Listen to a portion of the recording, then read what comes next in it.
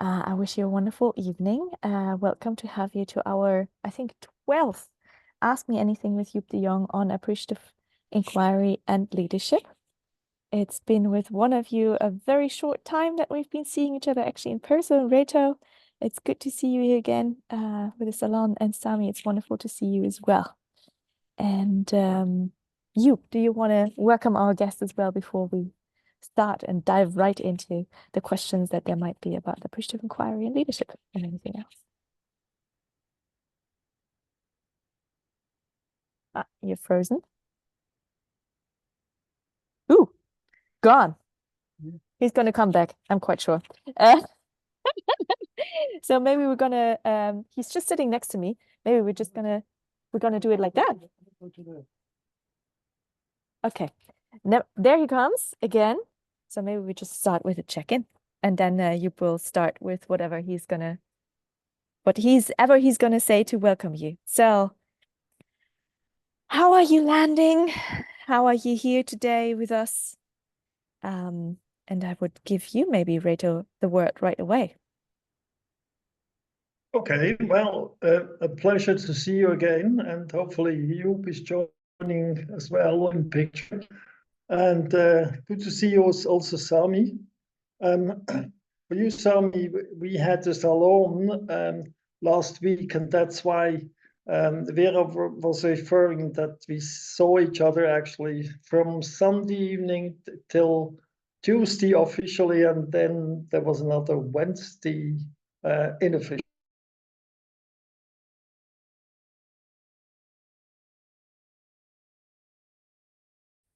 Was a really nice experience, and especially to see you both again is a pleasure.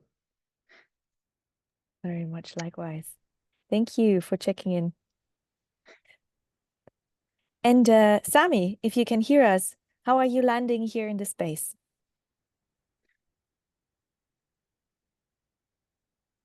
No? No landing? Yes, there is. Yes. Hi, good evening, everyone. I'm pleased to have this chance, and hopefully in the future, I'll be able to join the salon with you. Beautiful, thank you. That'd be wonderful, Sami. That'd be wonderful. Looking forward to that moment. Thank you. And Vera, did you have a check-in question, or we just? How are you? Yes. How are you landing? How are you landing in the space? This is.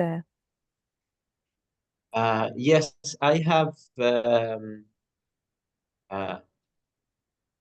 question, which is always occurred to me. How should we start with presenting appreciative inquiry to an audience?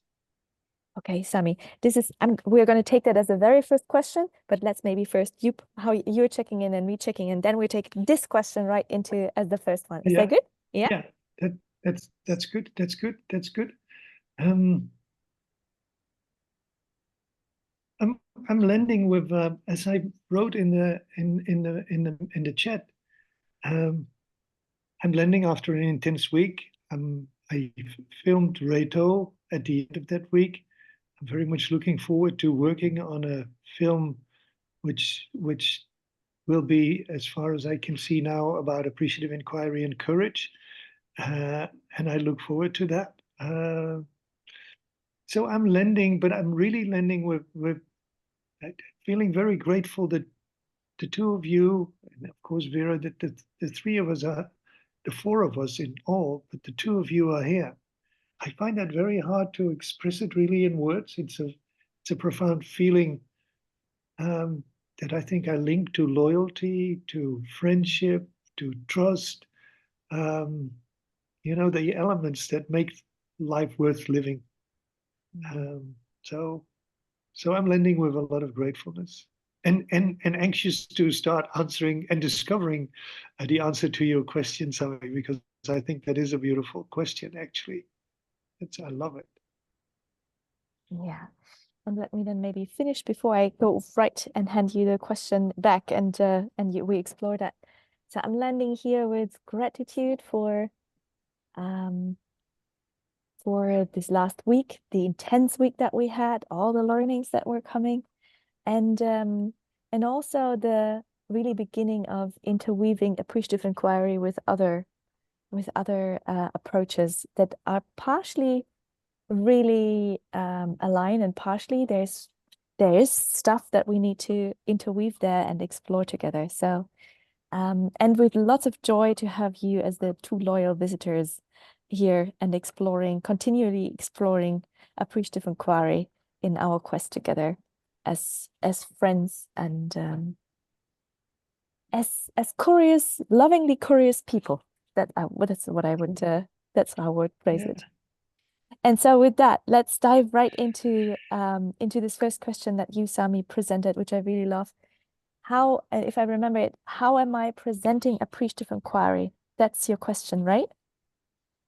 And is there more context that we should know about in which context you presented, or which the question is relevant for, or just like plainly like that?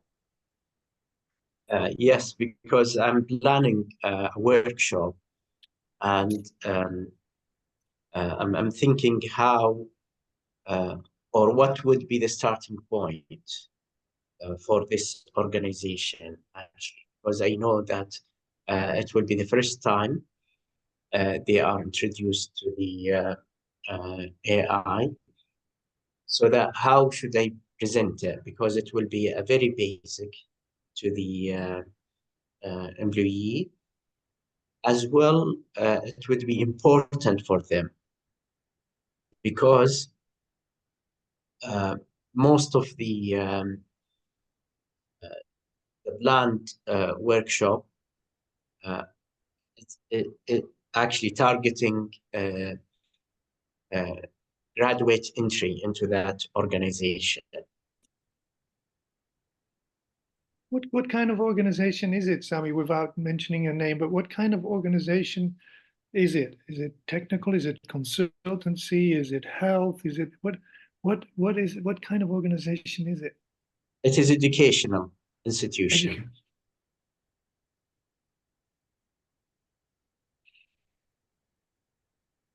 Educational. Yeah. Yes. And may I ask you a little bit further? And how large would the audience be? 30. 30? Yes. Okay, and the age will be between? I suppose I wasn't told, but because they are newly graduate from university, so that I would expect them between 20 and 25, that range. The age, Sorry, okay. 22 to 25 years old. And the degree of education? Varied specialty. Excuse me? It's a different degree specialty or discipline. Yeah. Sorry that I asked this question actually, but no, it's very important to know the scope of the topic and how we should address it. And if I may also kind of go a little bit deeper, so they are later. The idea is to give them just an intro to get to know this approach, or shall they later work with it in their education, like in their further projects that they are having at the university? Or kind of, do you know that already? Yes, they are actually newly graduate, so that they this is a sort of partnership with the university, so that they choose in this 30 newly graduate, and they will enroll into different graduate program as a pilot program. And I suggested to them with the other topic they should be introduced to would be appreciative inquiry, because for those newly graduate, this is my rationale behind it, or how I put forward my case in favor of appreciative inquiry. They will be actually recruited into organization, and they will have a very successful um, chance of actually getting a leader position at this organization if they manage to contribute positively to the organization. And my assumption, if they've been introduced to appreciative inquiry, once they are starting at this organization, they will focus into a positive and big achievement of that organization and build onto its success using or utilizing appreciative inquiry. And this will help them to get into a leadership position within a short period. Yeah. How much time would you be allocated?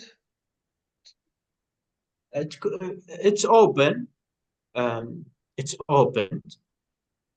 I'm not actually restricted to a time limit, but I assume it will be something like 6 hours split between 2 sessions, or maybe 3 sessions, each 3 hours or 2 hours and a half.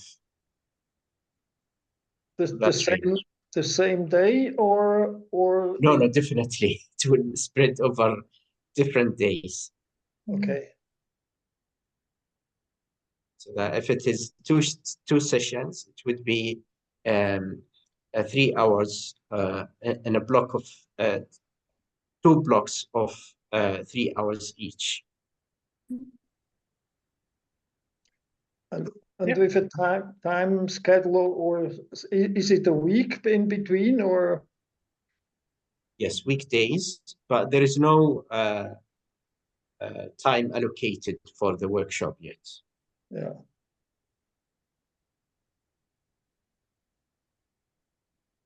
Joep, as our appreciative inquiry go-to person, do you have already something to share, or would you like to? I unblurred my screen. I mean, when you put this question forward, Sami, I really love this question, because this is and it invites to be creative, and it invites to really think, because these first words, these first steps, the moves that you make will be quite crucial. They will determine the next step. So I unblurred my screen, because sometimes you get the gifts when you are just listening and talking. So this is what I can see if I can show it to you. Can you see what's there on the screen? Mm-hmm. Is that? Yeah. So there is chessboard. There is a chessboard, and so if you would put me on the spot, like I would now to have to start engaging people, I would simply ask, are you familiar with the game of chess? And when you spoke about the audience, I think they are. Maybe not all very much in depth, but all probably are know the game of chess. And I would then say, might it be that your career and what's happening within your organizations is like playing a game of chess. You need to understand the moves. You need to understand what to do with what piece, because if you're a leadership, if you grow into a leadership position, you need to know that. If you really want to play a game of chess, what is what is needed, and then then I would broaden that already. If you really want to do something successfully, what is needed apart from the knowledge how to play the game?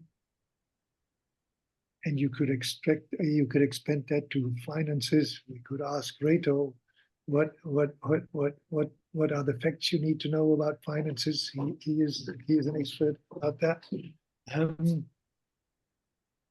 But I guess what I would check with the audience, what do you think is needed beyond having the expertise and the knowledge of how to play this game and move the different pieces? And I don't know if you have an answer here, but I would continue to search till some people would start saying, well, you really need to like it, because if you don't like it, if you don't love it, it's not going to work.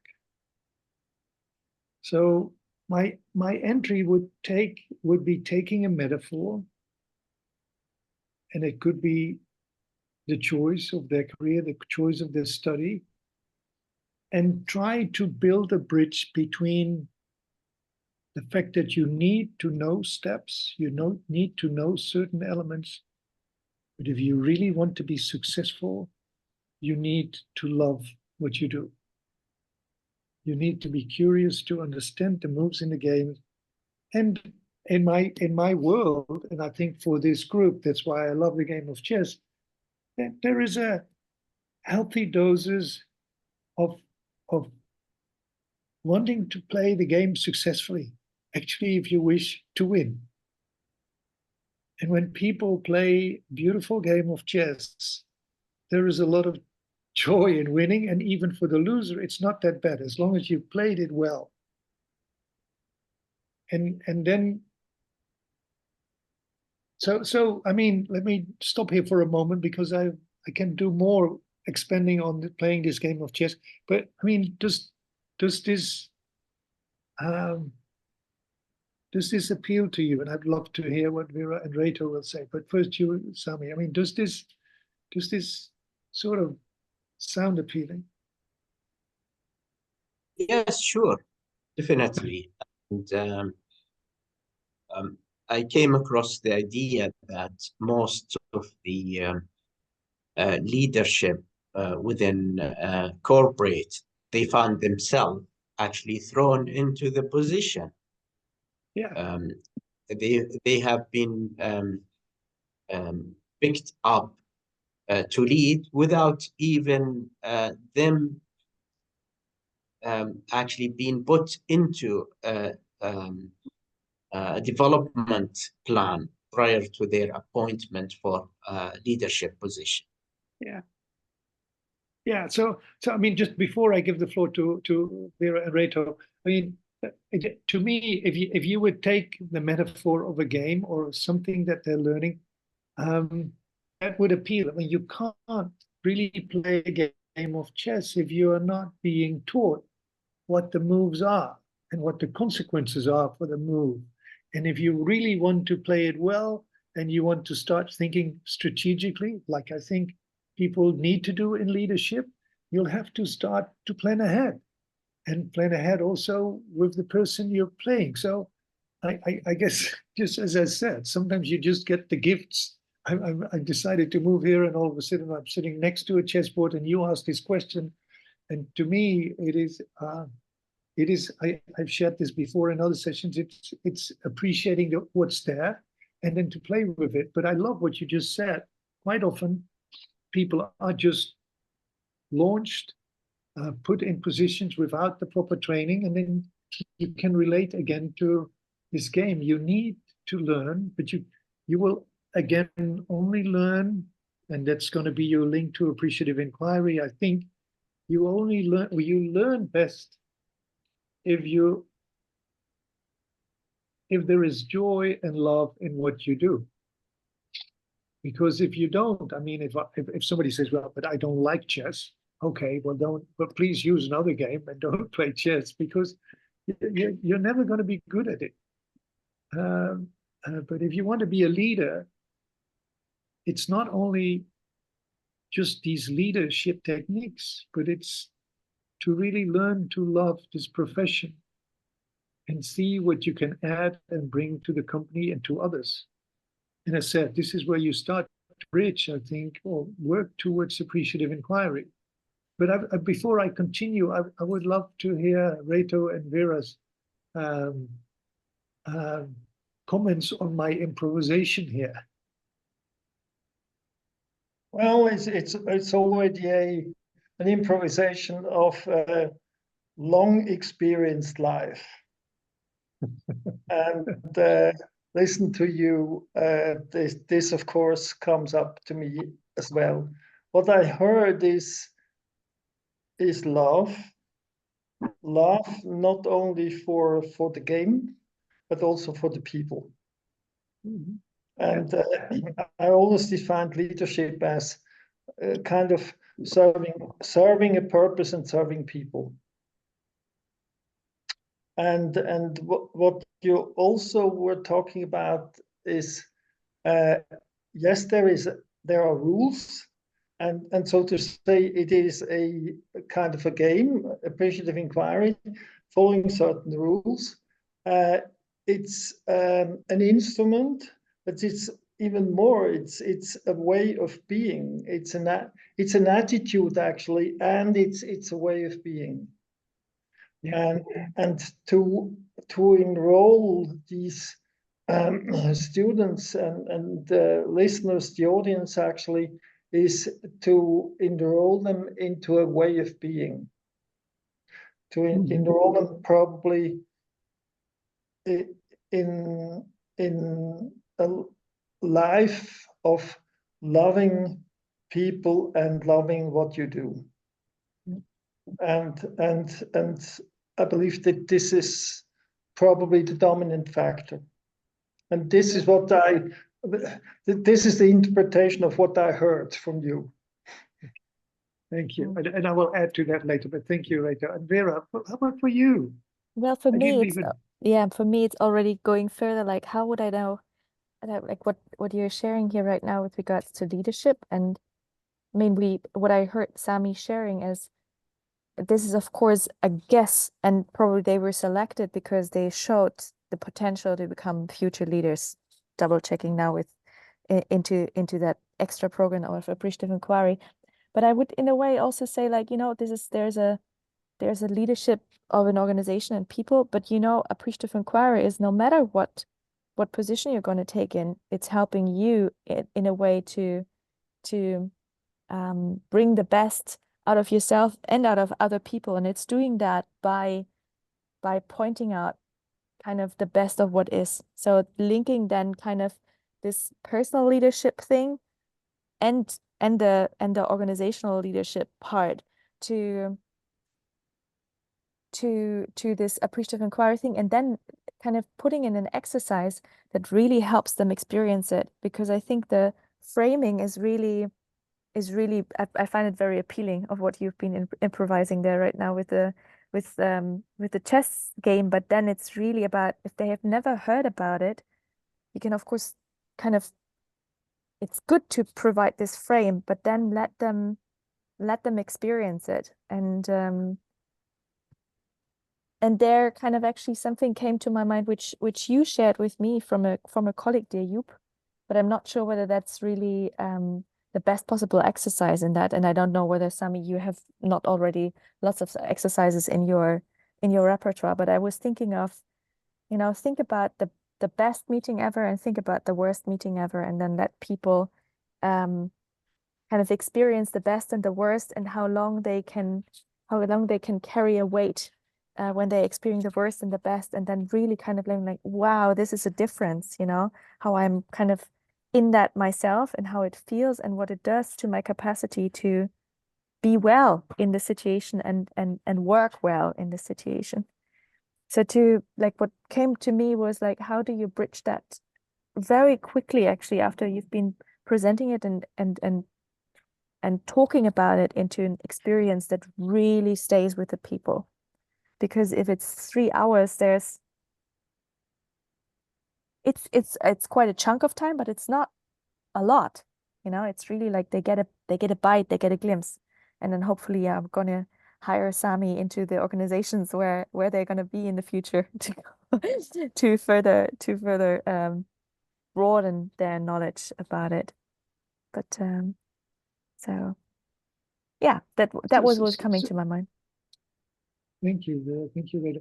So, Sami, I'd like to build a little bit on what they are saying as well, and maybe continue with the metaphor of the chess game, or any game that you feel is appropriate in your setting. So we're still thinking about how do I start, how do I commence, and I think maybe a game or something like that might be an interesting one. And I know that's now the track because I have the chess game there. But are you good so far, or is there a follow-up question? Because otherwise, I have a little bit to add, building on what Reto and Vera said.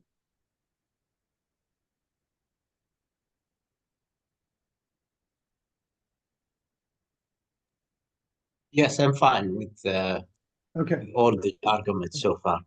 Okay. So let me then build a little bit on what they said.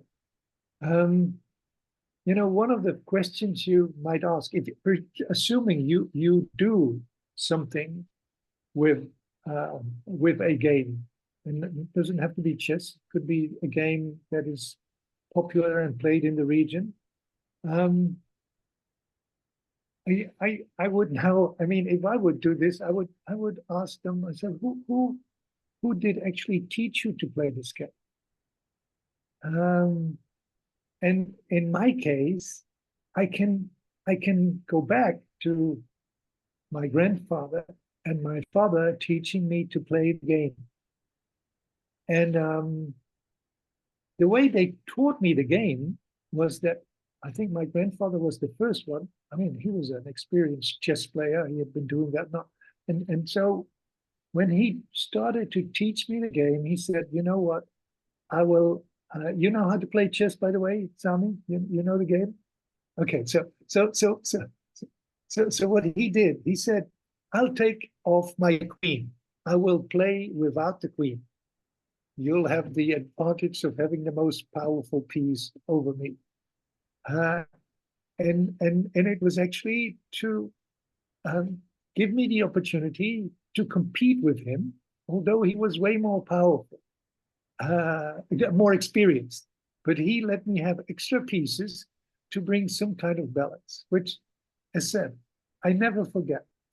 And then my father, once I became more experienced, actually even into adulthood, and when we played the game, and one of us made a mistake. So I should say, and you can tell your students and your audience, this is a game that you play to win. When you get into this leadership position, you enter this position to be the best.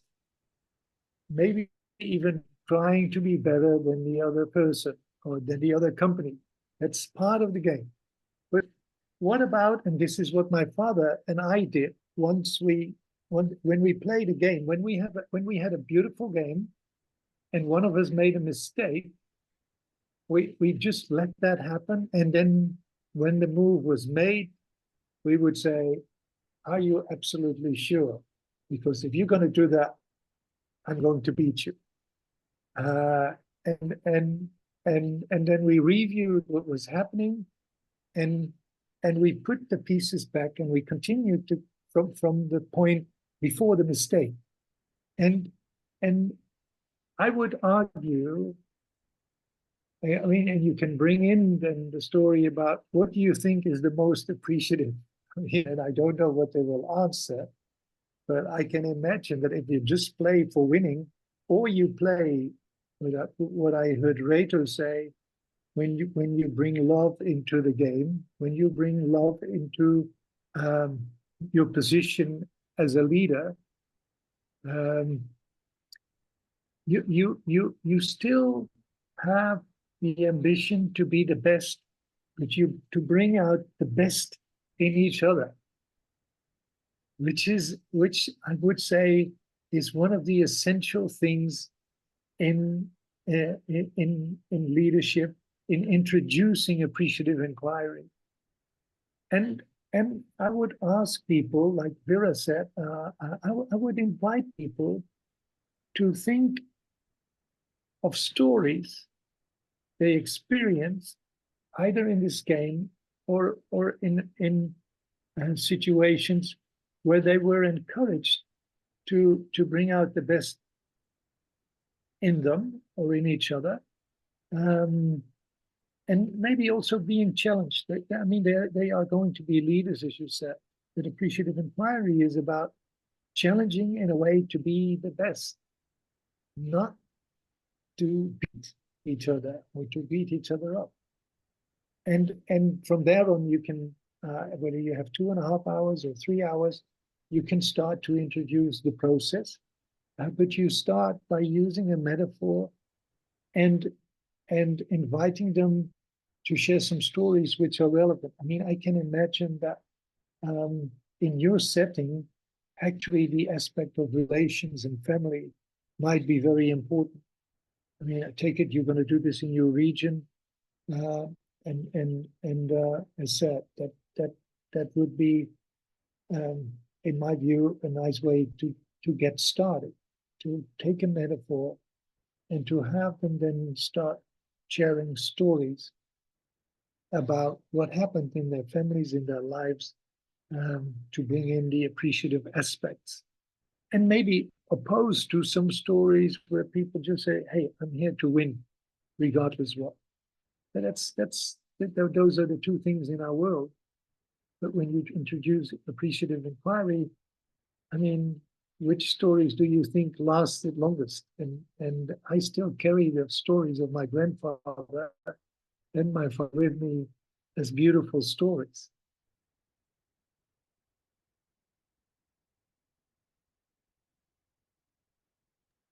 Where are you with that? Is that good? Is that satisfying for you and your question right now, or any follow-up questions, dear Sami? Yes, the metaphor is actually very profound for making the learning very deep.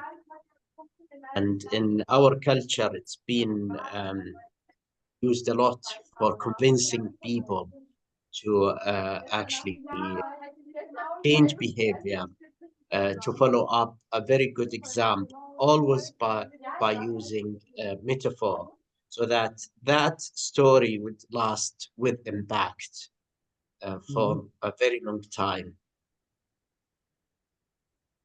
Well, I mean, feel free to use this part of the recording. Say, well, I would like you to listen to somebody who knows this. So you introduce it, and then you just take this last clip, this last few minutes, where I share about my grandfather and my father. I mean, you don't have to, because you may have stories like yourself, but if you want to, feel free to use it. Thank you. Yes, sure. All right. Does this help, Sami? Does this, I mean, you already said it's a profound metaphor and it fits my culture. But as Vera said, does this address your question? Yes, sure. As well,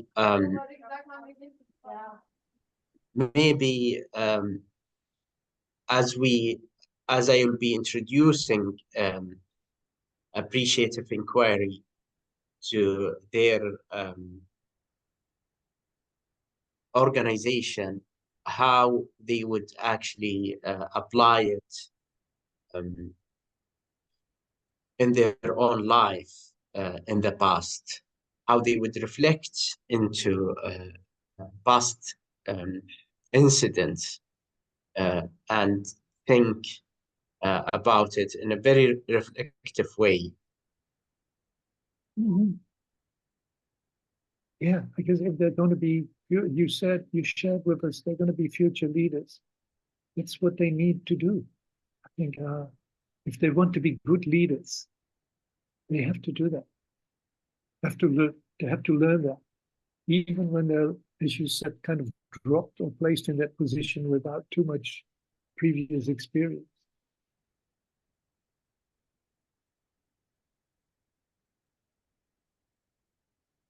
All right. if Sami, there is no follow-up question, I would kind of look into Reto's direction whether he brought along any other question from his side about appreciative inquiry or leadership, or both, or something else that you always wanted to ask you. Well, I would love to actually continue with Sami's question, in as much as what would you like to achieve after these 6 hours, or to have achieved?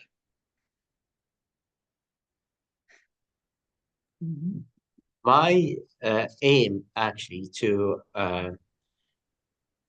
give them introduction into AI and how they can reflect into their first 6 months or first quarter of their work, and use AI as a tool for them to actually do good things for themselves at the organization.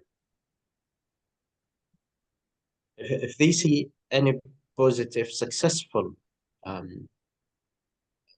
policy or procedure within that organization, how they would build up on that success rather than distancing themselves or trying to be critical of what went wrong within their work. Because every new recruit actually prone to mistakes. But what they could do now is to focus into the good things and how they will build up on what went good rather than being a critique of themselves as well their colleagues around them.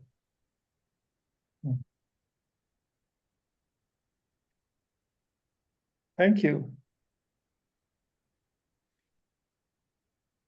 Well, my question, excuse me.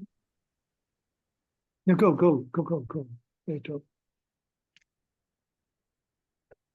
I mean, in this room of experience and positive experience of appreciative inquiry, Joep, could you share us for us an appreciative inquiry process which was just fabulous? Did you think of processes you had where you said, well, I'm blown away by the results, and would never have thought to achieve such good things? And of course, consequently, why did that happen? Reto, there are situations where I was blown away by the result, and I will try, and I think I shared maybe one or two of them already, which I guess is okay.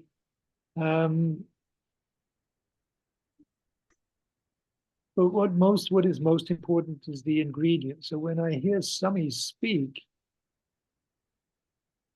when I envision his position, the position of the people, the graduates in the organization, it is linking to the objectives that you might set, the ambitious objectives that you might set. Because appreciative inquiry is not only about bringing out the best in people, but if you do that for different people, then you add it up, it's bringing out the best in the organization. So, and for that, sometimes you need to set,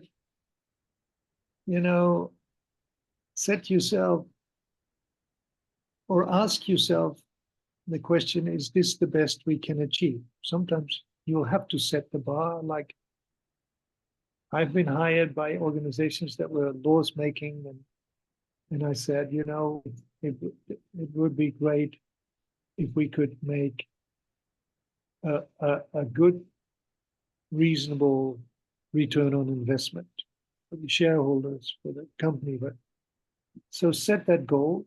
I think with appreciative inquiry, the interesting thing is that it's not only the financial goal, but the balance has always been there, that needed to be there to say, if I look at life, then it's not only bringing out the best in terms of financial results, it's also bringing out the best in people. I have tried that in my realm by, you know, getting or participating in, for example, initiatives like Great Place to Work, which is organizations that measure trust and reliability and believe in leadership and things like that. And I have also said what needs to be done is that it's not only within the people, but appreciative inquiry is about involving the community, whether it's the stories of our grandparents or our parents, of our children, of our grandchildren. So it's involving one way or another the community. So that's the delivery. Then projects that, you know, projects that really have blown me away in the sense that I only had hope and I had a kind of a belief that it would work. The one that comes to mind is the one of the community where I lived and was part of. I don't know whether I shared with you the stories about the houseboat community that I lived in for a while. Did I share that story? No. I think I know it, but I don't think that you ever shared it in an Amaco. So Okay. go ahead. Let me just give you the context. So this is in the Netherlands. There is a region which was actually called, and this is, I mean, there was newspaper articles around the end of the 90s. There was a documentary about it on TV early 2000, and it was officially called the last deregulated part of the Netherlands.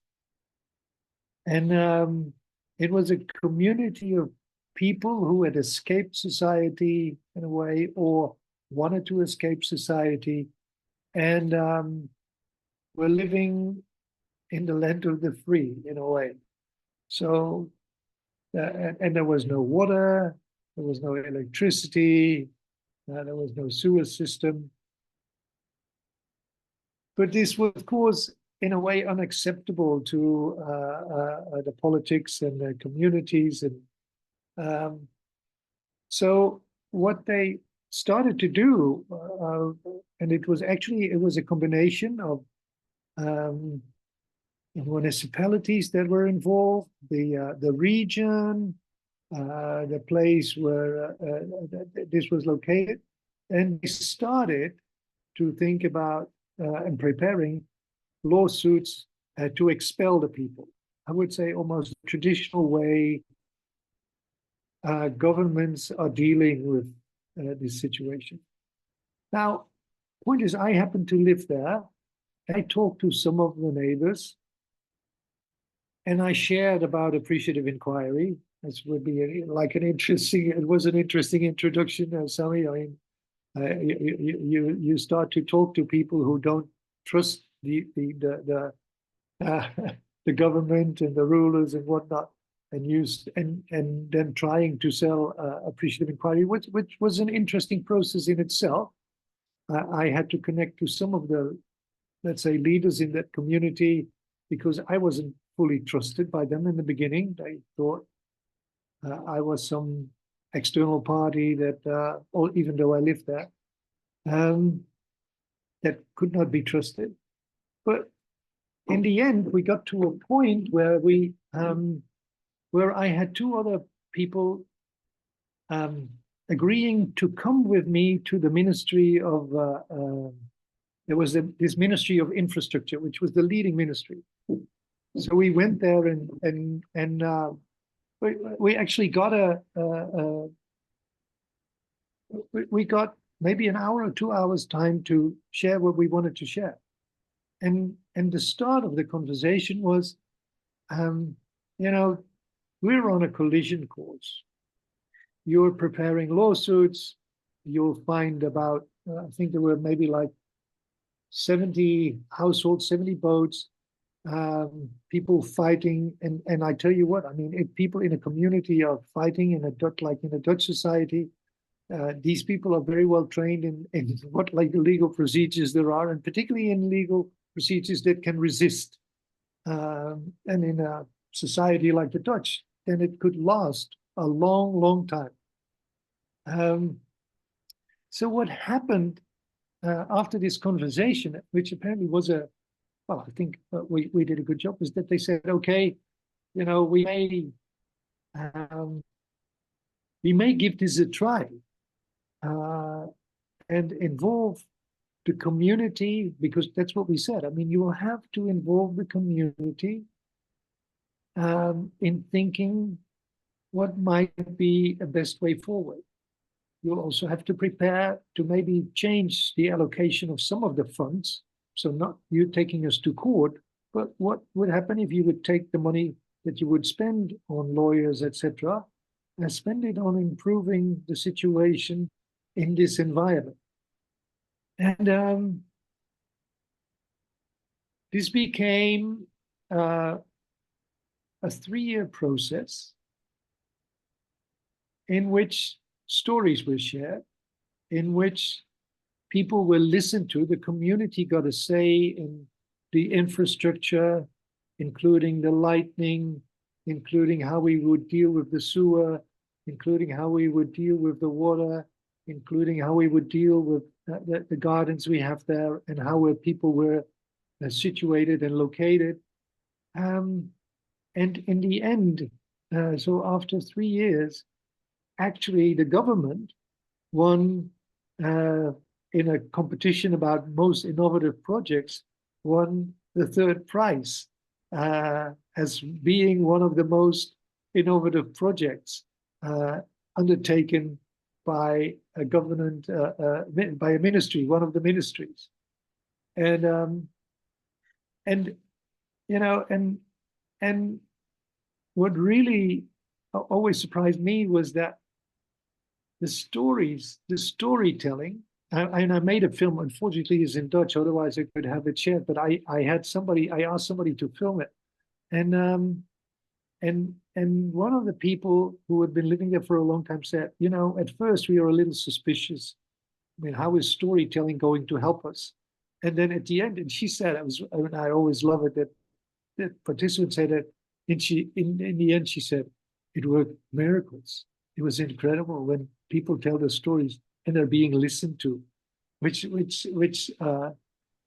I thought as well. And the interesting thing is, I mentioned, it is not only the outcome of a project. So the government wanted an outcome whereby things would be legalized, whereby they could stand up to the demands about accessibility for the fire brigades and the health, the ambulances, and so all these were met. The people, as I mentioned, the second thing is that in terms of trust and in terms of reliability, people felt acknowledged, and because they could share their stories and they were listened to. And I could really go into detail there, but I don't think that makes much sense. And the third one, I said, there is the social aspect. I mean, I mentioned that there were people who I would really argue would not fit in regular society, not because they're not nice people, but other things in their lives had happened in there. And we found a solution by creating, the government did so, by the way, by creating a foundation so that everyone could continue to live there. even the people who didn't have any money, so all in all, I mean that is one of the things that really blew my mind that this could happen. Now there is one thing I should add to the story before I give the floor to respond. That is that it also had unforeseen, at least by me, unforeseen side effects. So I mentioned this was a place which was one of the last, it was the last deregulated part in the Netherlands. It was for people who had little money and things like that. But by the time in 2007 it was taken care of, it had become really a nice spot. And what happened was that the prices of the property there, which some people had just gotten, skyrocketed. And it started to attract a different group of people. So just to give you an impression, when I moved there in 1999, our neighbor had bought what she called a new houseboat for 4,500 euros. And last year, several houseboats were sold for more than €1 million. This was something we had not foreseen, and I don't know whether I'm too excited with that because, well, Rachel, you know, we have been at the salon, and there's some understanding of what money does with us. So that was an unforeseen side effect that is sometimes you don't know what the outcome of an AI intervention. Well, the outcome of the AI intervention was good, but there may be unforeseen side effects, like with most of the changes we create in this world. But I think that is really a beautiful example. I mean, it's to me, it was very impressive.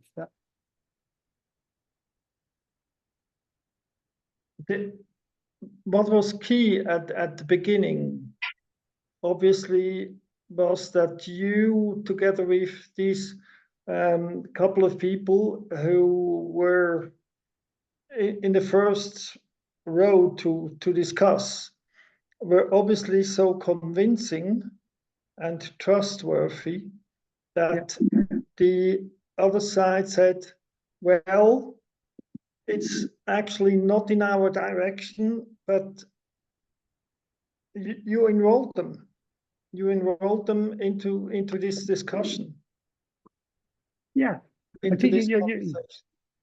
Right, or you're using the right words, I guess. So there were two things. First of all, the story sounded trustworthy, and they said, well, you know, it sounds like when you introduce storytelling to people, and then to a ministry, you can have a process like the 4D. Say, well, this is what we do first, then we do that, then we do that, and this is going to be the outcome.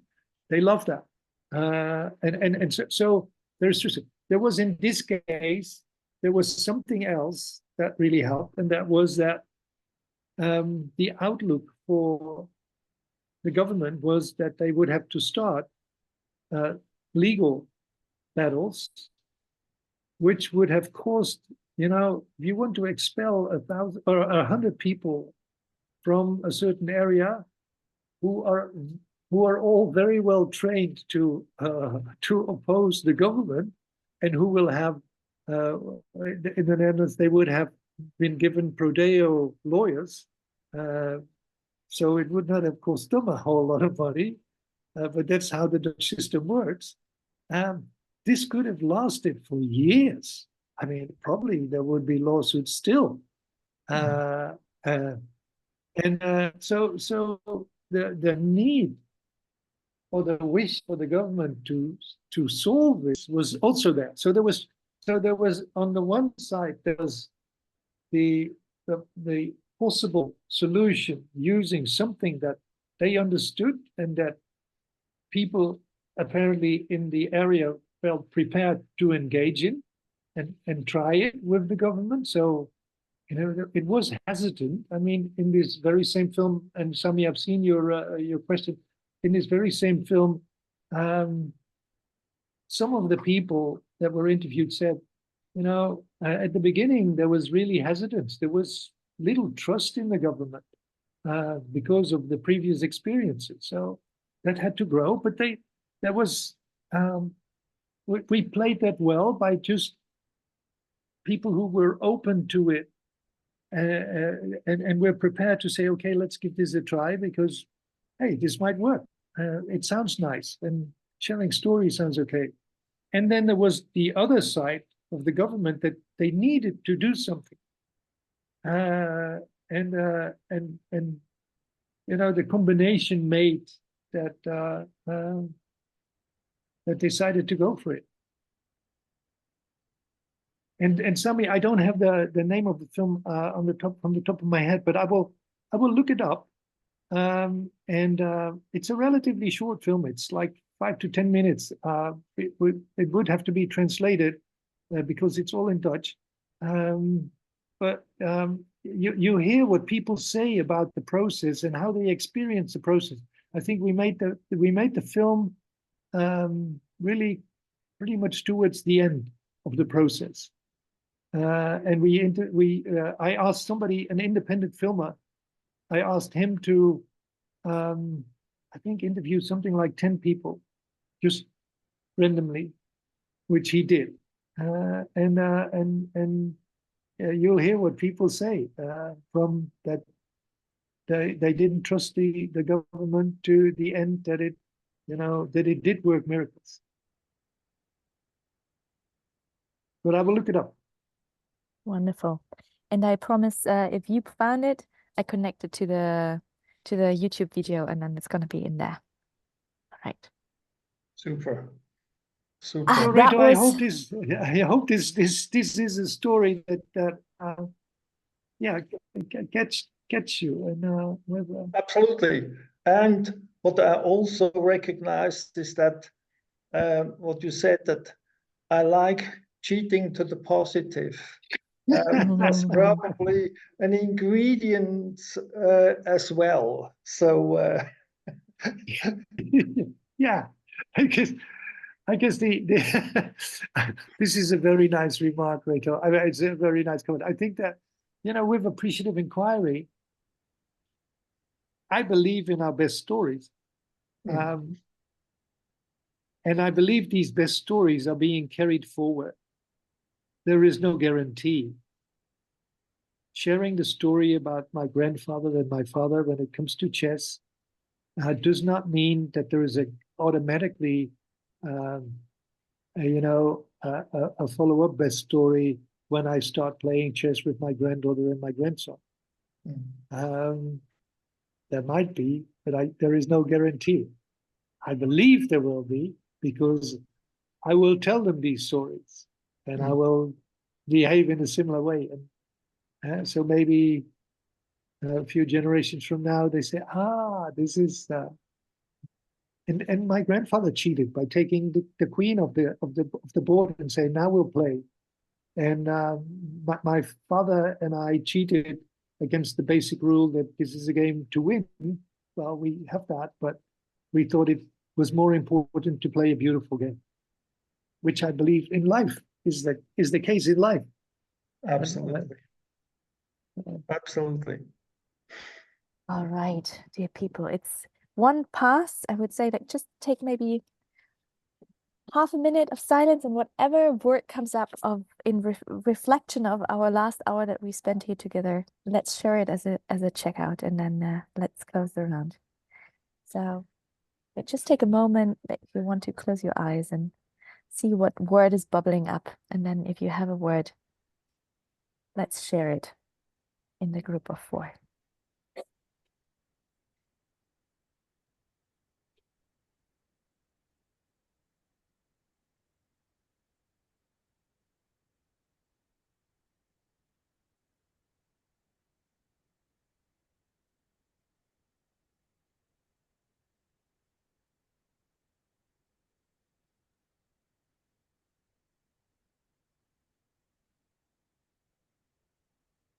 You're ready, Reto and Sami?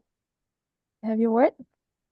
Yes, I think my take always involve people. Whatever you are in technical power and in a leadership position, get people involved because you may have half of the truth, but no, not all of it.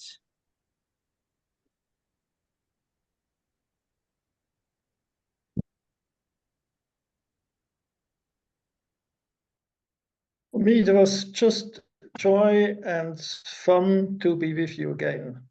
And with a Störtebeker non-alcoholic beer, you might know Vera, the best actually I ever come across.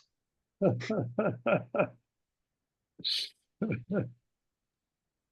you want to share, and then I close. I'm just very grateful for the questions and for bringing back the memories. I mean, if it would not have been for you, I would not have been thinking about my grandfather and my father teaching me how to play the game of chess, and what a loving job they did. I would not remember. So that was you, Sami, who brought that about, and Reto, you brought about the story of the place that we transformed when it was needed, and apparently the time was right, and we used appreciative inquiry in I think a beautiful way, and grateful for you holding the space like you always do. It's what would we do without you? Thank you, Joep. Well, gratefulness is definitely on my side as well to all of you three gentlemen. And I loved, Reto, that you just brought back as the very last moment. That's my kind of takeaway, that appreciative inquiry is also about being lovingly cheeky, right?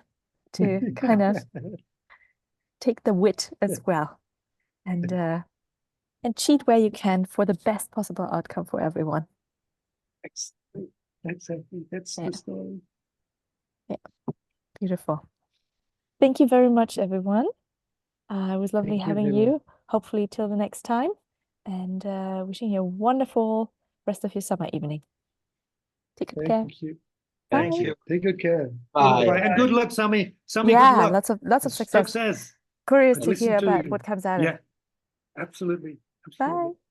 Bye. And if you need anything, we can chat with each other if you'd like to. Sure. Thank you very much. Take care. Bye. Take care. Bye-bye. Bye.